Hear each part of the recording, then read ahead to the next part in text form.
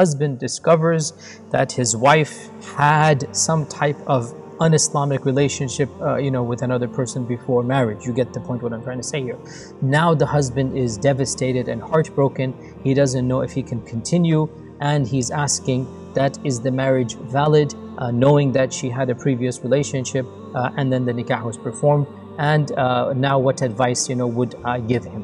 So if there was a haram relationship in the past, that has nothing to do with the validity of the nikah. So the nikah is valid, and now the husband discovers that in the past his wife had this type of relationship. So what should he do now? Like, he feels as if his whole world is shattered now, because obviously he feels betrayed. First thing that we need to do, pray istikhara, and then to ask your immediate, those who know about this. Or if nobody else knows, by the way, then don't tell anybody, because your partner has done a sin that nobody knows, then it's not your job to go and expose that sin to anybody else.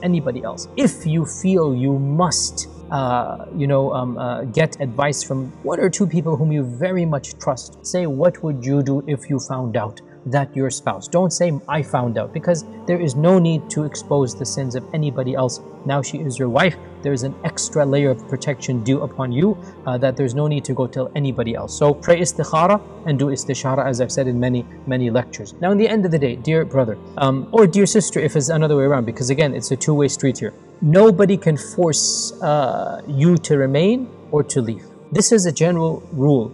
At the same time, dear brother, you yourself have said that the marriage was good and happy.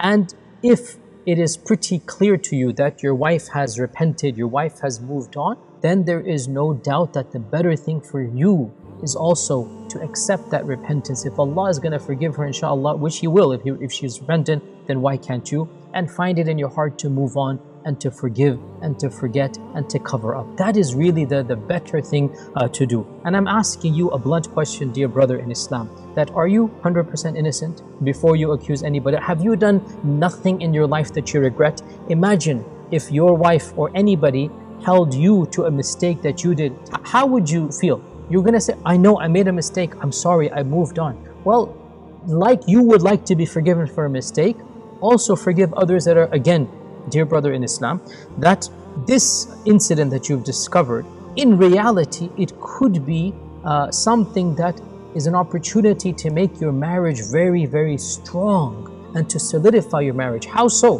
Subhanallah, your wife, no doubt, she feels, guilty for what she has done. She feels vulnerable. Now, what is your good response?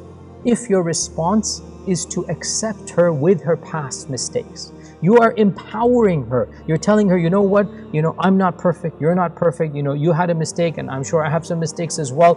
Let's make this work together. What you're doing is that you will, believe it or not, increase the love that she has for you, the respect that she has for you, that if you give them a chance, if they made a mistake, you give them a chance, they're going to work double the effort. They're going to work even harder to make sure that they don't disappoint you. What the brothers of Yusuf did to Yusuf is worse than this relationship. They tried to murder their brother. They threw their brother into the well. They sold him into slavery. Can you imagine a 7-year-old kid and they threw him into the well? Can you imagine that? And yet when the end of the story happens, what does Yusuf say? لا تثريب عليكم اليوم. There is no sin on you today. Allah shall forgive you. If Yusuf can forgive his kidnappers that are his brothers, and can forgive those who sold him into slavery, and can forgive those who threw him into a well, inshallah, me and you can forgive someone, our partners.